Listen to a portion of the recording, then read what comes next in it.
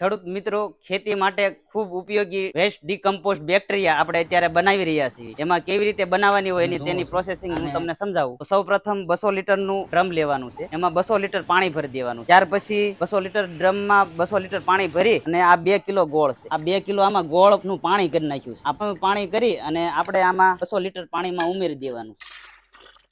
આ 200 લીટરના પાણીના ડ્રમમાં આવી રીતે ઉમેરી પછી આ ડીકમ્પોઝ બેક્ટેરિયા છે. આ બેક્ટેરિયા આપણે 200 લીટરમાં મિક્સ કરી દેવાના પાણી સાથે. અને આ લાકડીથી જ લેવાનું, કોઈ સાકું કે ધાતુ કે અડેલું લોખંડમાં અંદર બેક્ટેરિયા ન અડવા પડે. એટલે આવી રીતે લાકડીનું લઈ ડીકમ્પોઝ બેક્ટેરિયા રહ્યા ને બેક્ટેરિયા આપણે આમાં મિક્સ કરવાના છે.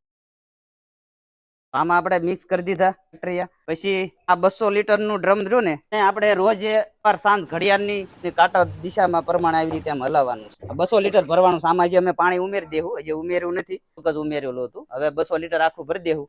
પછી આ બેરલ જે તૈયાર થઈ ગયા આપણે ભરાઈ ગયા, હલાવી નાખ્યું. પછી આવી રીતે હાડીનો કટકો કે કઈ આવી રીતે કોટનનું કાપડ હોય એવી રીતે ઢાંકી દેવાનું અને ફરતું બાંધી દેવાનું. પછી જેથી આપણે આમાં થોડીક હવાની અવર જવર રહેવી પડે અને બહુ વધારે કસરું પણ ન પડે. એમાં એવી રીતે હલાવશું. પછી સાંજ સવાર 2 ટાઈમ આને હલાવવાનું છે.